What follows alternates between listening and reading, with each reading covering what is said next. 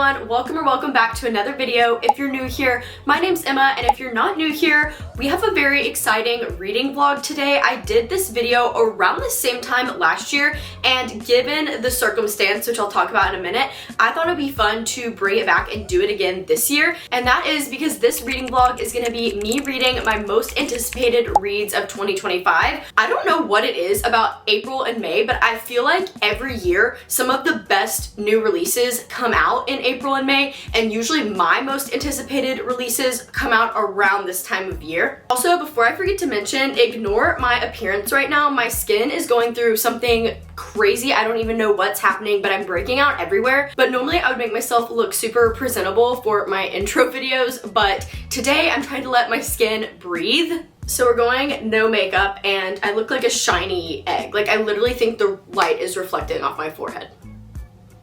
Anyway, since there are so many exciting new books coming out this time of year, I thought it would be fun to bring you guys along and kind of document my experience reading my most anticipated books. In my April TBR video, I did talk about, I think, 2 of the new releases I'm gonna be reading because I did put them on my April TBR, but there is also 2 other books I'm really looking forward to that I don't think I've talked about in a video yet, so I will stop rambling on so we can jump into the video where the first book I'll be reading is the new Abby Jimenez release. This lighting and camera angle are so awful, but I just got this package and I cannot wait any longer to open it, and I wanted to open it on camera with you guys because this is the first book we're going to be reading in this video, and honestly it's one of my most anticipated releases for all of 2025, and it's the new Abby Jimenez book. Also, if you see Willow running around, don't mind her.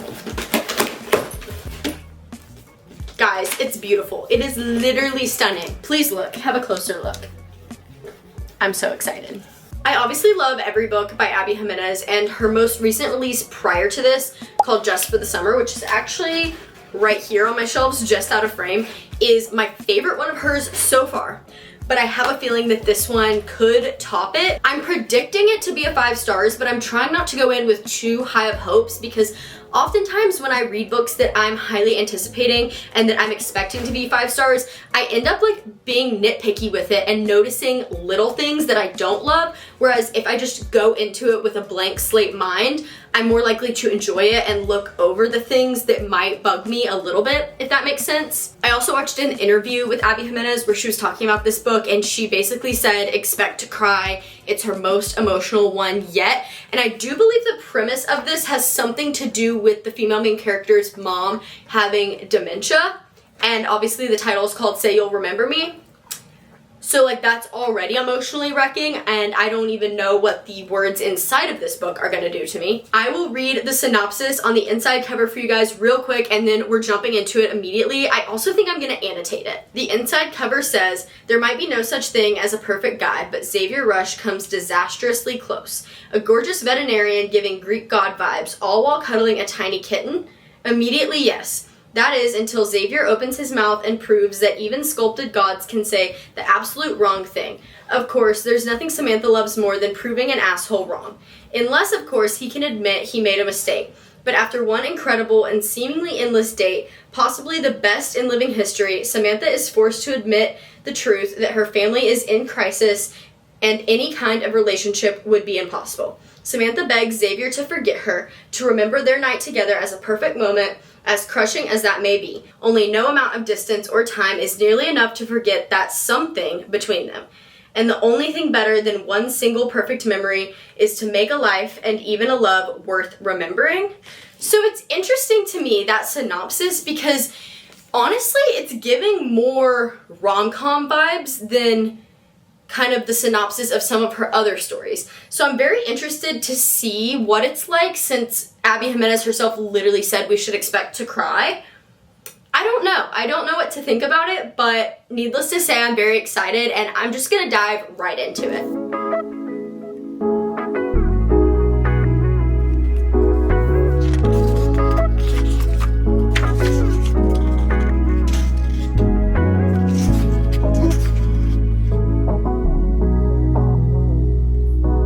Okay, y'all, let's talk about this book. I don't even know what the last update I gave was, but I think it was when I was literally starting the book, and then I somehow ended up in a giant reading slump. Also, the lawn is being mowed behind my apartment, so I feel like this audio quality is gonna be awful right now. But basically, I fell into a big, giant reading slump around the same time I started this book, and it is not this book's fault by any means. I genuinely do not know why I'm in a reading slump. It hits you sometimes. And I've obviously been very excited to get to this book. It's one of my most anticipated releases in 2025. So it was especially frustrating because I was excited about the book and I've been so looking forward to it, but the slump was just hitting me. And no matter how hard I tried, I just was struggling to push through the book. I think I was only reading like 20-30 pages at a time, and then I would feel so slumped out. And also, I didn't want to do an injustice to this book because I knew I was going to enjoy it and love it, and it just sucked that I was feeling slumpy right when I decided to pick this book up and right when it came out. So I ended up kind of taking a break from it. I don't even want to say it was like an intentional break because I was still actively thinking about how I wanted to read this book, but it was more just like I never was drawn to pick it or any book in general up. And that's when I realized multiple days had passed where I hadn't read anything, which is very unlike me to even have one day where I'm not either physically reading or listening to a book on audio. But I still had that slumpy feeling, and long story short, I was just feeling very defeated and upset because there are a lot of new releases coming out this month, including this one, and the whole reason I wanted to film this video was to share that with you guys on camera, and obviously the slump was unexpected. So to try and get out of my slump, I was like, maybe I just need to switch it up and try reading something else, and then I'll be in the mood for romance, if that makes sense. So I picked up another book on my TBR that could not be more different than this one, and is honestly a book I've been intimidated by. And I think part of me thought like maybe if I start this book when I jump back over to the new Abby Jimenez book, I will have an easier time reading it because there is such a stark contrast. And the book I decided to pick up was Jade City by Fonda Lee. Go check out my April TBR video if you want to hear more of my thoughts about why I've been hesitant to read that book. But basically it's a very complicated world building fantasy book, and I picked it up, started it, still was feeling slumpy, and honestly it was such a bad idea on my part because it made my slump even worse. So I jumped back over to this book, and there was one night where I think I would like read a page and then just sit there and get distracted and start doing other things, and just like, you know how it is. If you've been in a book slump, it's like you literally cannot get yourself to read for the life of you. But finally, last night, I think I overcame the book slump because I went from being like 100-ish pages in this book to 292 pages in this book. I have less than 100 pages left now, and I'm absolutely loving it. I feel out of the slump, at least with this book. I'm very excited to be reading it, and I think one big thing that helped me kind of get out of that slump is that I decided to annotate this book. So I've been highlighting little quotes as I go that I think are either really sweet or I love the writing, and then I've also been writing in it, which is something I don't do a lot with annotation, but I've just been writing like any random thoughts I have or predictions. Then this is also new for me. I've been tabbing the book. I've never done that before with any book, I don't think. Basically, since I am already annotating it and highlighting so many quotes, because when you're reading an Abby Jimenez book, there's like multiple great quotes per page. So because there were so many highlights, I decided to start tabbing pages that had like my absolute favorite quotes. Again, like I said, basically everything she writes is beautiful and perfect and wonderful, but there are those certain quotes or like paragraphs that just really stick out to me and hit me in the heart. So I have been tabbing those pages so I can go back and look at them. But that's enough for my ramble. I just wanted to explain like the struggle I've been going through with a book slump, and thankfully, I think I'm out of it, and I'm hopefully going to finish this book today. But a couple things I did write in my notes that I wanted to make sure to talk about on camera with this book are that in the note from the author where it's giving like trigger warnings and that type of thing, it's talking about a trigger warning involving an animal, which obviously made me panic a little bit. But in the parentheses, it says, the dog doesn't die. The main character's dog will never die. And I don't know, I just absolutely love Abby Jimenez for that. And if you guys have read Abby Jimenez books before, you know that she always puts animals, especially dogs, in the books, and it almost makes it feel like they are their own characters. That's how important they are to the plot. I also follow Abby Jimenez on TikTok, and she's constantly posting things about her dogs, and I just love it so much. And another thing I took note of is something that happens pretty early on in the book, and it's somewhat of a name drop. I thought it was only gonna happen once, but then it kept getting brought up, and it made me like laugh and giggle, and love Abby Jimenez so much for incorporating this. But basically there's multiple times that people in the book compare the male main character to Rhysand from ACOTAR, and not only do I love that this obviously means Abby Jimenez has read and probably loves ACOTAR, but like it makes me love the main character more because now I'm picturing him as Rhysand, and it's just funny because the female characters in this book are referencing ACOTAR and referencing Rhysand, so then it also makes me feel more connected to them, and it makes them feel like real life people. And I don't know, I just thought it was such a fun and special touch, even though it's like such a slight part of the book. I just love that she incorporated that. And then since I have been annotating it so much, I did want to just read a couple of my favorite like standout quotes. I don't think any of these are going to be giving spoilers since they're out of context, but if you are worried about that, you can skip a little bit ahead in the video. I'm only going to share a couple quotes, and the first one that like really hit me in the gut and I was like, wow, this is profound, beautiful writing. How did she put that into words is, she gazed at me. There's nothing more beautiful than being a witness to someone's life, to know them inside and out and to be with them through everything, share the same memories. Memories are everything, and I want that. And I'm just like, that is such the perfect way to put it, like being a witness to someone's life. I've never heard it be described that way, but basically just the small things like that, literally witnessing and experiencing someone's life is such an impactful thing that we never really think about, and it's definitely something we take for granted, and that's a very big theme throughout this book. And then another one I really loved says, I'd taken recognition for granted my whole life. The way it lights someone up, how it can speak to you without a word across a crowded room. That split second of raw reaction when you're seen and known. Relief, joy, happiness at locking eyes with someone you were looking for or seeing someone you didn't expect. And not only is her writing just amazing, like I'm literally obsessed with her, but that's another thing where I'm like, she just put that into words perfectly. I would never have thought to describe it like that, but reading it, it's like that makes so much sense. I get exactly what she's saying. There's a couple other pages with quotes that I absolutely love, but I do think if I read them to you guys, it would give too much away. And I am going to read one more. I promise this is the last little quote, but it was too good to not share. It says, you think that it's the big memories you should be chasing, and in a way it is. Birthdays and vacations and special occasions. But the small memories are the fabric of your life, the ones so inconsequential that you don't even remember them. You just remember how you felt when you were making them. I would be content just following her around a grocery store in exchange for nothing more than the moment I wouldn't even remember later. I'd just remember it had been a good day and that I'd been happy. And again, I just love it so much, the way that she puts human experiences into words that you would never think to use to explain it, but yet somehow it is the perfect way to describe it.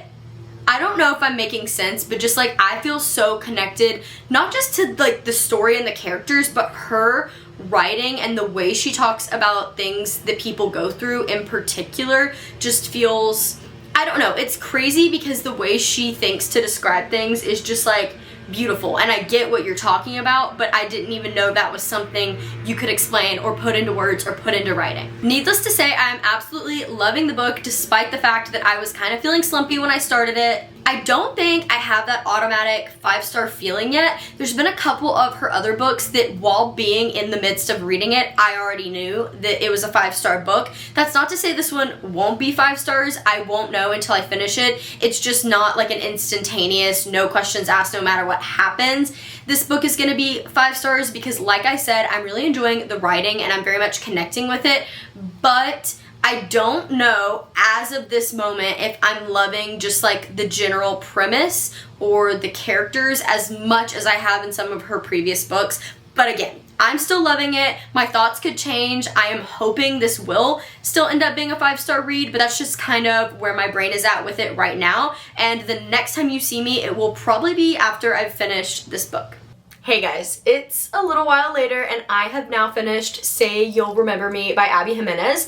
And I was gonna say I have a lot of thoughts, but I feel like I shared most of my big thoughts about this book in the last clip, but we are gonna dive into really quickly what I rated it and what my final thoughts are. Also, I'm really loving this camera angle. I feel like I never sit in front of this bookshelf, which is funny because this one right here actually used to be the one I always filmed in front of, like when I first started doing BookTok and BookTube. That was like the only shelf I had, so I always sat in front of it. And obviously now I'm in a new place and everything's rearranged, but I typically film near the other end of my bookshelf. But I'm kind of liking how this looks. So let me know if I should film here more often. Like, I kind of think this would be perfect for a sit-down video. But like I said, I am now finished with Say You'll Remember Me, and as I mentioned in the last clip, I annotated it so much. It was my first time doing tabs, and honestly, I really love how the tabs look on the spine. I thought I would hate that, and I don't know if it's just the colors. Like, I chose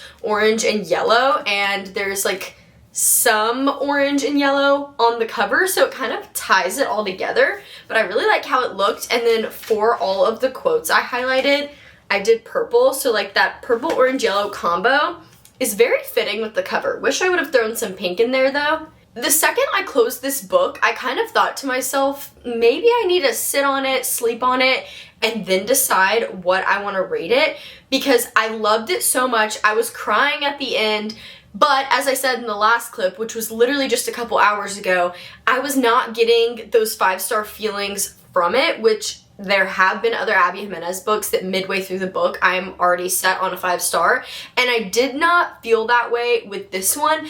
That being said, the message in the story and the themes it touches on and just these characters and what they're going through, it was so perfect. But since I didn't get the 5-star feeling, I feel like I shouldn't give it a 5-star. I don't know, I'm torn, but for now and what I have logged it as on Goodreads, I have settled on a 4.75 star. Well, actually on Goodreads, I logged it as a 5 because you can't do 4.75 star on there. But I have settled on a 4.75 star because I loved absolutely everything about it. There's really nothing I would change about this book. However, it's not quite a 5-star read for me. I feel like when I talk about Abby Jimenez, I always mention how I love her books because they are rom-coms technically. Like, there's always some type of meet cute, like the actual just baseline plot very much feels like a rom-com, but all of her characters have so much more emotional depth. They're all going through real things and struggling with things that people encounter and face in real life, which I love so much because it always makes the stories and the characters feel so realistic, and this one was no exception at all. I will say the general plot premise almost felt more rom-com-y to me than some of her other books. However, on the flip side, the things the characters were dealing with and what was in their past and their family struggles and their emotional struggles felt more deep and more sad, and just like overall the book was more emotional than some of her others. So it was a very interesting contrast between lighthearted, meet cute comedy type of vibe and then also just like really heavily emotional things. But again, I thought it was the perfect blend. Abby Jimenez did it perfectly. This book follows Xavier and Samantha. Xavier is a vet who has kind of had a rough upbringing and not a great relationship with his parents. He's kind of overly serious with everything. He doesn't show his emotions very easily. And then Samantha is kind of the opposite. She has a pretty big family. She's always been close with her family. She works in marketing and is just kind of more of an outgoing, wears her heart on her sleeve type of person. However, her mom is struggling with dementia. They meet in Minnesota at the vet clinic where Xavier works, and they end up going on a date, and it's this like all-night date, perfect night, like straight out of a movie type of thing. but Xavier finds out the next day that Samantha is returning home to California to take care of her mom, who, like I said, has early onset dementia. And so they both kind of realize like this was just one night and that's all it is, even though they both can't stop thinking about that one night. And it kind of evolves from there. I will say, I think anyone who has been in a long distance relationship or maybe currently is in a long distance relationship would really, really appreciate this book. I've never been in a long distance relationship. I mean, my husband and I lived in different cities when we were in college, but I wouldn't really consider that long distance. I'm talking like states away from each other. If that's you or you've experienced that, I think you would really appreciate this book because it talks about long distance in such an interesting way. And again, obviously I haven't experienced it, but the way Abby Jimenez puts it into words, what it feels like to balance being in a long distance relationship with other priorities in your life and the way you can kind of feel torn. I don't want to say too much because I don't want to give anything away, but I thought it was very real and I thought it was cool that she talked about that, and that was kind of theme in this book because I don't know that I've ever really read a book like that before. And yeah, I loved her characters. I loved all the animals in her books. As I mentioned earlier, she always has her main characters have pets, but in this one where Xavier's a vet, there was a lot of other animal cameos, which I thought was really cool and just like a fun addition to the story. The only tiny small bone I have to pick with it, and I can't even believe I'm saying this, is that there never was really a third act conflict or third act breakup. There was more just like conflict happening throughout the whole book, which I always complain about third act breakups feeling unnecessary and ridiculous, but Abby Jimenez does typically do the third act conflict breakup pretty well, and this one was completely lacking that, which I wasn't necessarily upset that it didn't have it. However, it made the end to me feel a little bit rushed and out of nowhere. Like I kind of predicted how it was going to end. It's a contemporary romance, like, you know, they all most of the time have somewhat of a happy ending. So I sort of saw where the plot was going, but I just feel like it jumped up on me a little bit and I would have liked a little bit more build up going into that. But that's just me being overly hyper specific. That's literally the only thing I noticed that I was like, that's a little bit strange. Other than that, this book was literally flawless, perfect, gorgeous. Everyone needs to read it. Like I said, I'm settling on a 4.75 stars, but I am gonna sleep on it, and who knows, maybe I'll end up thinking about this book and these characters 24/7 and change my mind to a 5-star, but I will let you guys know at the end of this video what my final official rating on it is. Just right now, it's a 4.75 stars. I don't think I liked it quite as much as I love Just for the Summer. The next book I'm going to be picking up for this video is actually inside of this little Amazon book, and funny enough, whenever I filmed my April TBR video, I was talking specifically about Abby Jimenez's new book and Emily Henry's new book and how I wanted to do a video reading them because they're like my anticipated releases for April, and I totally forgot that this book was coming out in April too. I pre-ordered it so long ago that I think I just had a misconception in my head of when it was coming out, so we're going to unbox it on camera together to reveal what the book is because I can't believe I forgot to mention it in that video because this is one that I knew I was going to read the second I got it. And maybe you've already guessed it, but if you haven't, the next book I'm going to be reading for this video and another very anticipated release for me in April of 2025 is Fearless by Lauren Roberts, which is the third and final book in the Powerless trilogy. First of all, this is a thick book. Like, I'm kind of shocked by how thick this is. I don't really think any of the other ones have been too long, but like holding this, it feels significantly bigger than the other two. Actually, I'm gonna go grab the other two really quick and do a comparison. It's funny, they were literally sitting right behind me on the shelf. So we have our first book, Powerless, which I do have in paperback, so the comparison's not gonna be perfect, but actually, those actually look like a similar thickness. Maybe I'm just feeling like this isn't as long because it's paperback. And then we have our little novella, Powerless, which is obviously gonna be significantly smaller. And then book 2, which came out last summer, Reckless. I mean, I feel like Reckless looks quite a bit shorter than Fearless, but I'm honestly glad about that because I feel like there's so much more that needs to happen in this story and in this world before I will feel satisfied with it. And Lauren Roberts talked a lot in interviews about how book 2, Reckless, was intentionally kind of made to be a filler book. And I think a lot of people were upset with this book because they felt like it was pointless.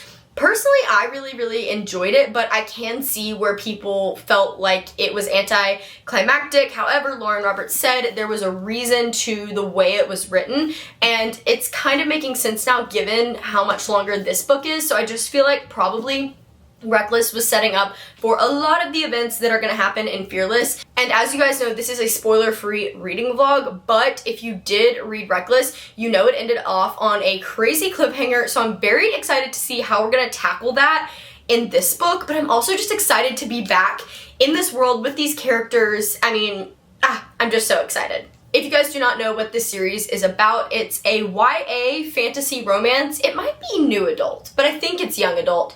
Fantasy romance, it's enemies to lovers, and it has some of the best tension and banter that I have ever read. Sort of the premise of the first book is that we're in this kingdom where there are ordinaries and elites. And the elites are people who have various magical abilities, and the ordinaries are people who were born without anything. The ordinaries become exiled from the kingdom by the king. However, our female main character, Peyton Gray, has been posing as an elite even though she's an ordinary. And then one day in the streets, she saves the life of the crown prince named Kai, who is not just the crown prince, but I think they call him like the enforcer or something. Like he's basically in charge of making sure no ordinaries exist in the world. So it's definitely a very true enemies to lovers. And that's all I'm gonna say, because if you haven't read them, I literally can't say anything else without spoiling what happens, but I'm so excited to be jumping into this. I am a little bit nervous about jumping into a fantasy right now,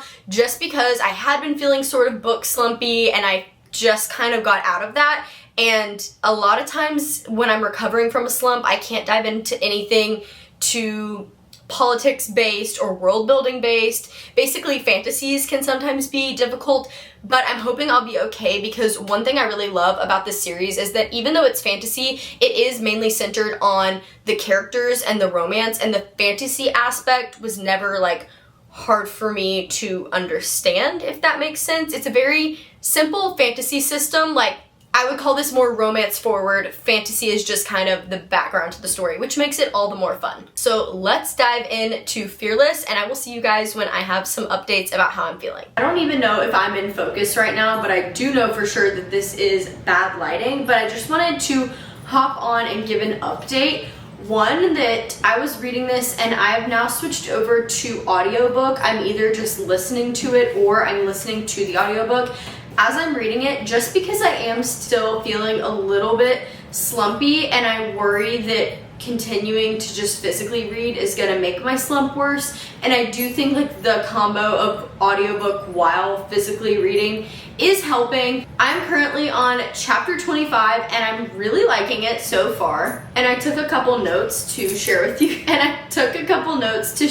guys. Also, we're joined here by Willa. Okay, so first thing I want to mention that I already knew was going to be the case is that the tension and banter in this is literally unreal. Like, I have been giggling and kicking my feet and like literally blushing while I'm reading it, because that's how good it is. But something else I'm finding really interesting and noticed from pretty much the first page is how much Lauren Roberts' writing style has changed from the first book until now. And I don't know if you guys have like seen the backstory into how she became a writer, but basically she was like 18, I think, when she started writing the first book, and it was during COVID. I think she self-published and then it got picked up by a publishing company, obviously blew up on the internet, everyone became obsessed with it. So the first book in this trilogy is the first book she ever wrote or published. So it would make sense that her writing has evolved over time, especially as she's learned more about writing and gotten better at it. But a big thing with this one I've noticed is that it's a lot more poetic and lyrical compared to the first two books. The first two I felt had very straightforward writing. It was still entertaining and engaging writing, but I didn't find it to necessarily be flowery in any way. Like, there weren't any quotes that I was like, wow, that is beautiful writing. But in this one, literally from the prologue, I noticed a difference in the writing style, and I have a feeling people are going to complain about that and how there's some like continuity errors between the series, because obviously this one's kind of written in a different style, but I am personally enjoying it because I do enjoy detailed writing like that and like finding beautiful quotes. I'm gonna share one quote example, but it's literally on page 3, so it won't give any spoilers. So like I said, it's at the very beginning of the book, and it just says, "Death is the only constant in my life, like an old friend who hones every one of my dark secrets into a weapon. He calls me weak, and all I hear is ordinary. He calls me doomed, and all I hear is the earnest promise. His is the hand my bloody fingers reach for, because there is comfort in his imminence." And I don't know, it just, something about that feels a lot more poetic compared to the more straightforward, I don't want to call it simplistic, but it was just a lot more straightforward, I guess is the best way to put it, when we're talking about the writing in the first 2 books, while this one is definitely, like, you can just see how her writing has evolved, and I personally am really loving that. I think it's so cool to see that, because I have read all 3 books, and I think her story and like backstory of how she even got into writing is so cool in the first place, but to actually witness her evolution through her books, I just think is really cool and fun, even though I'm sure there will be plenty of people who complain about that. And then really my only other main thought I'm having right now is that we have gotten a very interesting POV that I wasn't expecting. Lauren Roberts did like hint at the fact that there would be new POVs in an interview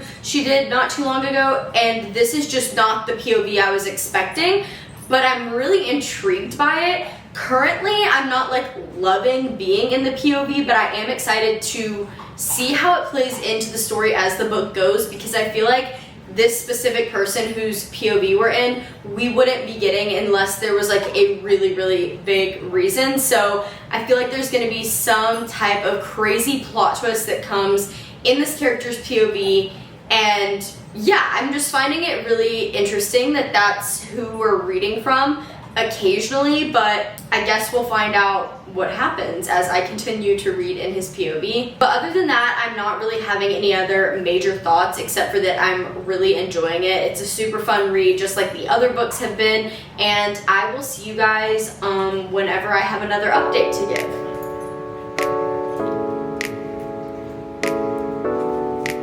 Hey y'all, excuse how crazy I look and the fact that Willa's going to be joining us in these clips, but I did officially finish Fearless. I actually finished it on Friday. Today is Sunday, and I don't really have a reason for waiting to give my thoughts, but I will say as soon as I closed the book, I went on Goodreads and rated it 5 stars, and then I think right after that I was like, oh, did I make the decision that this was a 5-star book too quickly? So I guess I was kind of just waiting to see if my opinion would change on that in the past couple days, and it hasn't at all. I stand by that 5 stars. Another reason I think I felt the need to sit on it and rethink my 5 stars is because there were some things, some plot twists that I was predicting for like the entire book. There was one plot twist in particular that I've been guessing since book 2. Now, I did not guess the full extent of it. There is just one character in particular that I had a theory about what that character's story arc would look like by the end of the series, and I was dead on correct. I just obviously didn't guess like the details and exactly how it was gonna play out, but I don't think that the predictability of that changes how much I love the book, if that makes sense. I know a lot of people will automatically write off giving a book a 5-star if there are predictable elements to the story, but I'm just not that type of person. Like, yes, obviously in like a thriller, if I guess the entire thing, I'm gonna enjoy the book less, but when it's fantasies or romances or just like series I love in general, if there's minor things that I predict, it doesn't affect the overall way I feel about the book. I'm just not that type of reader. I know I mentioned it in a previous clip, but Lauren Roberts' writing is so impressive in this book, especially compared to books 1 and 2. Not that her writing wasn't good in books 1 and 2, it's just so much more impressive in this one, and I just really enjoyed everything about this. It was very, very long, but there were no points where I felt like there was a lull in the story or that it was dragging on. In fact, I flew through this, I think, in 2 days, and it's a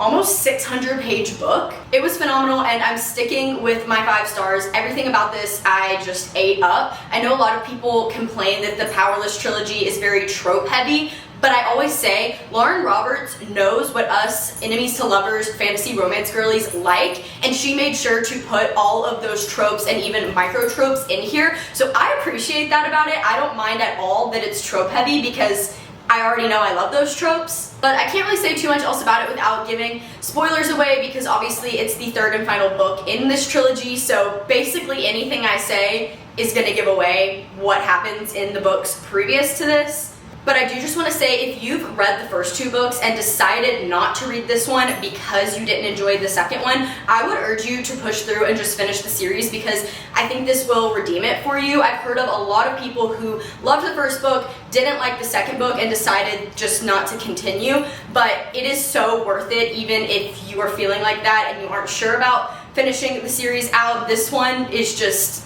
phenomenal, and I can't say enough good things about it. Hey everyone, I have already started editing the footage for this, and I did not realize how much footage I had and how much I was yapping and how long this is gonna be. I tried to cut it down, but also the whole point of this video is to share my immediate thoughts, feelings, and reactions on these books that are so highly anticipated for me. So I really don't want to cut it down too much, and because of that, I think I'm gonna be splitting this video into 2 parts and ending the video here, but I definitely am gonna be making a part 2 where you guys can find out what that other book I was gonna jump into is, because I do have the package with it inside right here. And then there is another book coming out at the end of the month that I will be reading in that video. So instead of 1 video with 4 books, we're gonna do 2 videos each with 2 books. That way I can just give you guys all the thoughts and feelings and yapping in the world that literally nobody asked for, but I feel like it would be doing these books a disservice if I didn't share all of my feelings and thoughts. Is this a weird angle if I sit back like this? I feel like I'm just this little head floating in the bottom of the frame, but I'm gonna stay down here to wrap things up. I know I told you guys that when it got to the end of the video, I would update and give my final ratings on the books I read, so we're gonna do that right now. I am still kind of torn about Say You'll Remember Me, because I've been thinking about it a lot, which normally if there's a book I'm thinking a lot about, it means it was probably a 5 star, but at the same time, I feel really solid with the 4.75 star I gave it, so I think I'm gonna stick with that for now. But in part 2 of this video, I will update you guys if I change my mind for some reason, but I'm feeling pretty solid and confident with giving that book a 4.75 star. Like I said, I absolutely loved it. I just don't know that it's quite a 5 star, and I know I didn't love it as much as Just for the Summer by Abby Jimenez, which was a 5 star for me. And then for Fearless, I am gonna stick with my 5 star just because I had that feeling immediately when closing the book, and I flew through that book. I was so hooked, and I just love that world and those characters. So it being the final book, it kind of makes sense that it's a 5 star because it was just like the perfect conclusion to that series. And I think I read somewhere that Lauren Roberts might be writing additional novellas in the world of Powerless. She did already write one called Powerful that takes place simultaneously as the first book, just following a different character, and I actually really enjoyed it. So I'm kind of hoping the rumor about additional novellas coming out is true, because I'm just very intrigued by some other characters in the world, and I think it'd be fun to get their backstory. If you stayed till now in the video, thank you guys so much for watching and sticking around. Let me know in the comments if you've read either of these books and what you thought of them. I need to know your thoughts. And also let me know what your most anticipated new releases are this year, because maybe I'll add something new to my TBR. As always, don't forget to like, comment, and subscribe if you want to see more videos like this in the future, especially so you don't miss part 2 of this video, which will be coming out probably around the end of April. As always, I do have my Instagram, TikTok, Goodreads, and Lemonade linked in the description below if you'd be interested in following me over on those platforms and checking out my other content, or you can head over to this channel and check out all the other videos I currently have posted. Again, thank you guys so much for watching, and that's all for now. Bye guys!